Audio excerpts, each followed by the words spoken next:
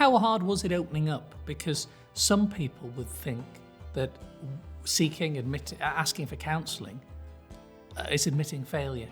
Let's be honest, that is a thought process which exists with some. So how hard was it to do that? It's very, very hard, but it's the bravest thing to do. And the bravest thing to do is to become vulnerable, which sounds a bit strange.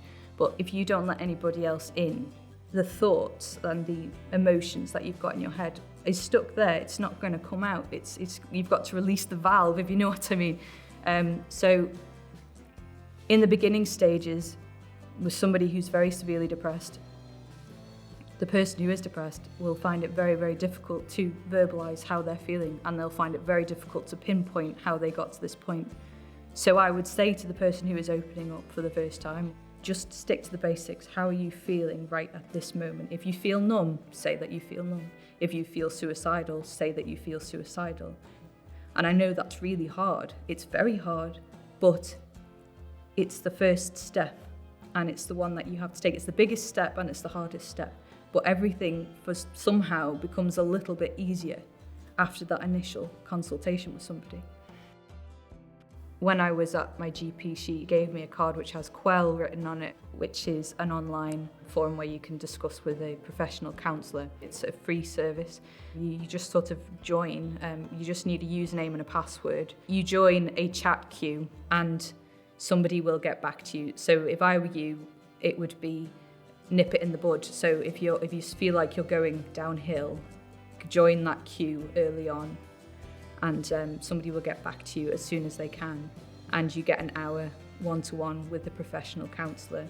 And I found that very beneficial because it's there. You know, you've got your phone there. You don't have to go anywhere. You know, it's good, and you can be as honest as you like because it's a UK-based thing, so they don't know who you are or who you're associated with. I think the benefits of talking things through and the counselling is that once you start the initial process of talking about it, the next time that you talk about it, it becomes a little bit easier.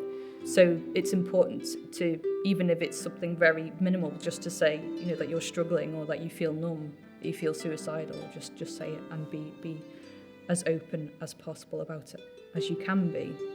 I would say that it helped me in the way that it took the power. I mean, I call the depression the cloud for me, and I feel it sometimes like in my head. I don't know how else to describe it really. It's like a physical presence when it's there.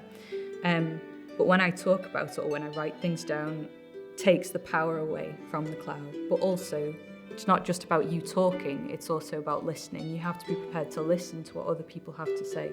And even if you're talking to your neighbour next door about it, they may just say something that makes you go, I've not thought of it like that, or I've not tried that.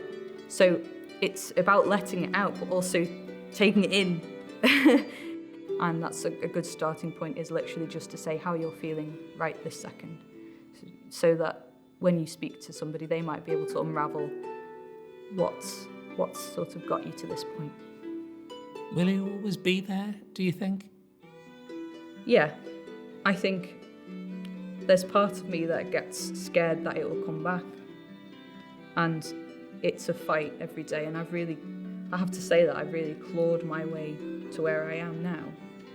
But I would have rather have clawed my way here and be able to talk to you about it and to feel better in myself. So it's worth the clawing to get here. And you feel better equipped now, clearly.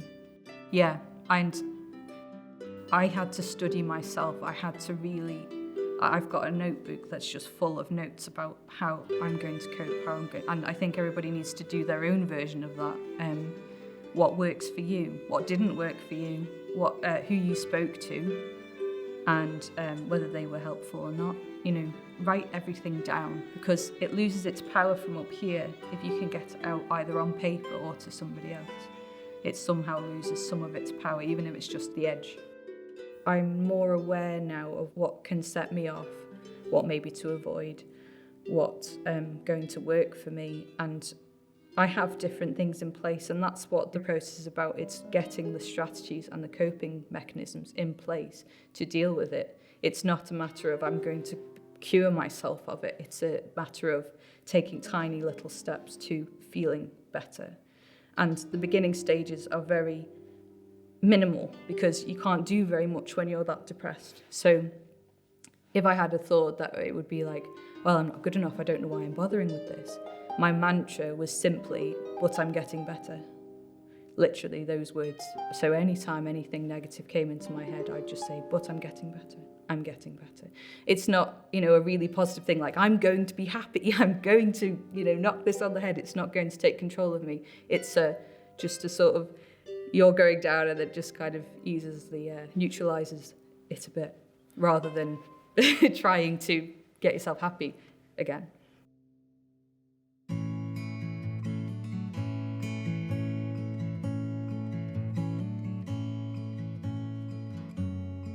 There's an anger in the sky and a fear within my heart. I watch the seasons pass me by until the winter calmed my mind, and the lights of Carricot, they shine so brightly from the tiny windows distant on the hill. Though the wind may push and swell and fight against me, I'll be home tonight.